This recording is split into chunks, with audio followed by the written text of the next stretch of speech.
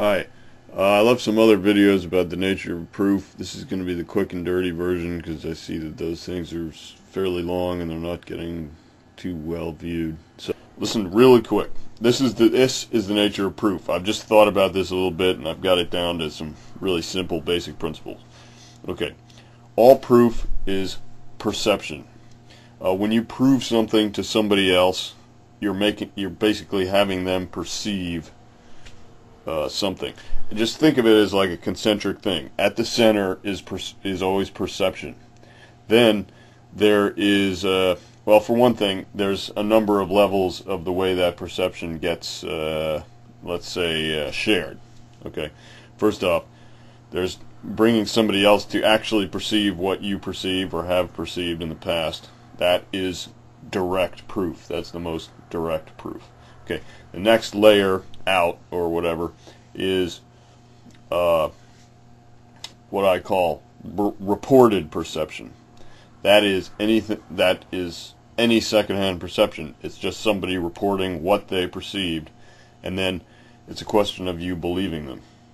There's only two ways you can disbelieve them, and that is, one, you can think that they're either intentionally lying about what they perceived, or B, that they are mistaken about what they perceived.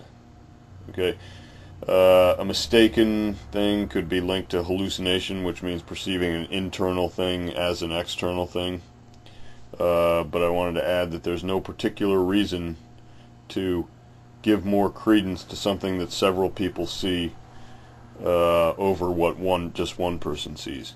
Now, it only means it's more in the group perceptual field. But that's what we're talking about. We're talking about our whole consensus world here. So in terms of that, that's proof. The more people that see it, even if it's a second-hand, even if it's a second-tier reported perception, if more people report that they perceived it, that's more validation or proof. I mean, think of what proof means. One other way of saying prove it is show me. See, show means have me perceive. So that's really right at the core of the whole thing, perceiving, the perception. After the perception comes judgments as to arrangements of causes, causalities that created the perception. But that's on another level. That's on a kind of mental level of figuring things out, figuring out schemes. For instance, physics, or anybody's belief system or scheme sets up the universe in a certain way with causes working a certain way and responsible for what they perceive. Okay? So that's pretty straightforward. What we call logic, like a logical proof. So-and-so got killed in New York City on September 5th. I was in Denver, Colorado on September 5th. Therefore, the logic is I did not kill whoever was killed there. See? So that's logic. But you see, it comes back to perception. If you didn't perceive me in Denver, Colorado on September 5th, and nobody else perceived me, then it's no longer proven. So you see how perception is right there at the crux of all proof. It's right there. It's the thing that it's where it starts. It's the seed. It's the contact point. You see? So that's pretty much it for that scheme. Science is no different from any other reported perception or any other direct perception. Science has a perception. If it sees a blip on a phosphor screen, it knows an electron was there. If it sees light waves being emitted, it knows there's some source of electromagnetism, whatever. Or it theorizes that, and mostly physics is very into theorizing about causes and things like that. Causes are merely connections, things that are harder to perceive, or they're forces, or they're whatever, they're arrangements of things that go beyond the obvious perception. For instance, gravity is a force.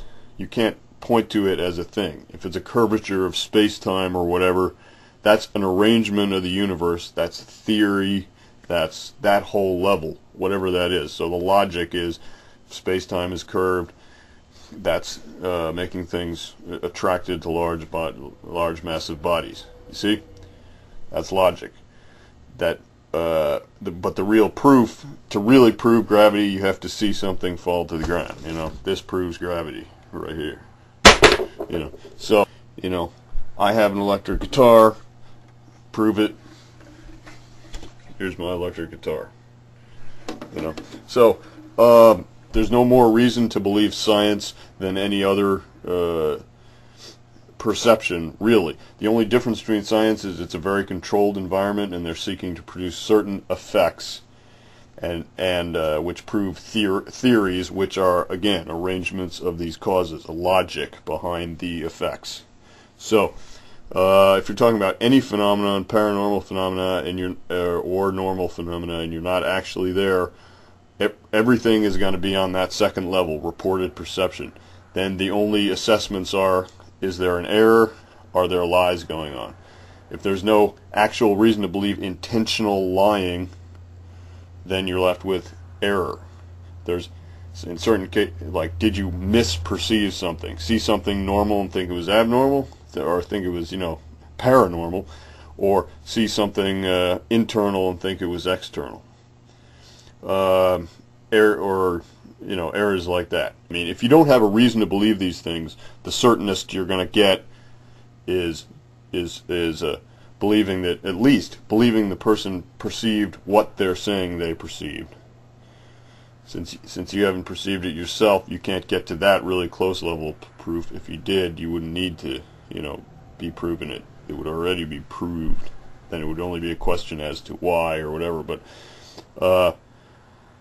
I might postulate just a third level, which I think most of the people here are on, which is a sort of vague, echoed consensus reality, which is all paranormal phenomena are bullshit, or it's a sort of belief system it's just a societal echoed thing that is not examined at all. It's not based on even a first or a real primary perception or a secondary reported perception that's actually evaluated. It's just based on leftover conclusions as to causes and the way things are set up, and vague ideas, and vague senses that somebody else said certain kinds of things are true, and stuff like that, which is virtually worthless. I mean, you can't go on some vague impression like that, because what we're dealing with, again, is something very primary. But science is fundamentally the same as any other reported perception. It's just in a controlled environment. The scientist reports it. Other people make assessments about whether there's lying or errors, and whether the logic behind it was sound, what the scientist reported. Okay, that's it. I'm going to wrap it up there, and watch my next videos that are going to deal with specific cases. See ya.